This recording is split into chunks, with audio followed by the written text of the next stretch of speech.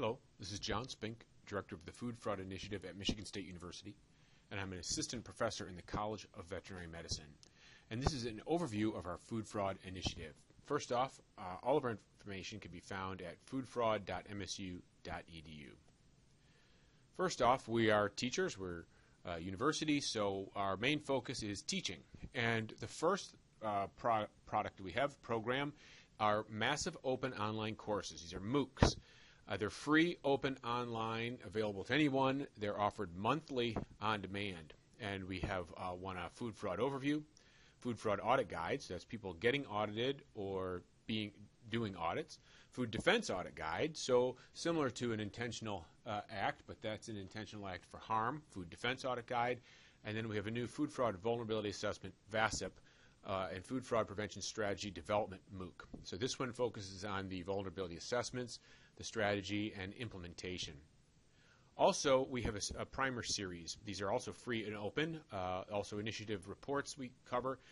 These are available, the primers are available in English, Chinese, Portuguese, and I say question mark because you're our audience.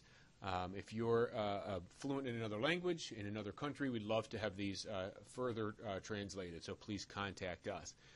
These are two-page summaries. We found that people even were having trouble reading 5 pages. So we went down to about 2-page summaries, just real high level, so they're very easy and accessible for people on the content. And the first one's an overall primer on food fraud prevention. So what is food fraud and what is this focus on prevention? The second is food fraud compliance. Very important to look at what you've got to do. This could be laws, regulations, certifications, or standards, and that has the details there. And then a primer on a food fraud vulnerability assessment. So this is how to conduct an assessment, what the basics are, and what some of the requirements are, and then also linking to resources. Obviously, we can't cover too much in 2 pages, but at least that's a starting point. And finally, a primer on food fraud prevention method. What this is starting to really implement the program, how you would really start that, develop the strategy, and figure how much is enough and how deep to go. Now, we consider food fraud prevention. There's a lot of disciplines involved. And so we start off with criminology because that's looking at the root cause, a human adversary. And then managerial accounting and public policy we really look at in the second stage because that's figuring out how much is enough.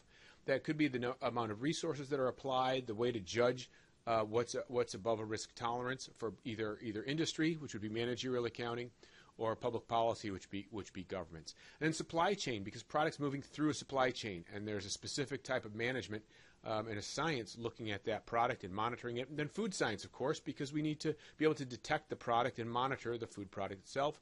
And just like before we said, and question mark, because there's a lot of different disciplines involved when we start to add things like intelligence analysis, information technology, and others. So, after all that, some background, really just to also clarify what is food fraud. Food fraud is illegal deception for economic gain using food. And there's a couple keys here that we use to really differentiate the product here. And first, it's illegal. That we look at this as a violation of some law or regulation to start. Could be a violation of a standard or certification, but those have different types of resources and implications. So illegal, then the deception, someone's trying to cheat for economic gain. That's the goal, and that's the key. There may be a public health threat, but at the root cause, the motivation is economic gain, and then, of course, using food, which makes it food fraud instead of other types of product fraud. It's real important to point out the scope. So that's the definition, but the scope is all types of fraud.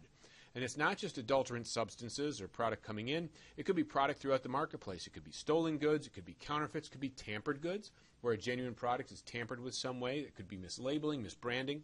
So really to look overall and to really prevent food fraud from occurring, we need to look at all types of fraud. Also, when we consider the scope, we have to look at all products. It's not only incoming goods or raw materials coming in. That's product coming in, product in manufacturing, product being shipped out, product being stored, product being used on the shelf, and then also even all the way through to destruction, because packages and other things can be reclaimed and reused. So we need to look at the entire supply chain if we really do want to prevent and disrupt. And the final point is really to emphasize the goal is not to catch food fraud, but to prevent it from occurring in the first place. And that's really something to remind ourselves. We get so focused on catching bad guys, catching product, that type of activity, but really remembering that the goal is to put these prevention plans in place. Thank you. If you have any questions, feel free to contact us. All of our information is on foodfraud.msu.edu.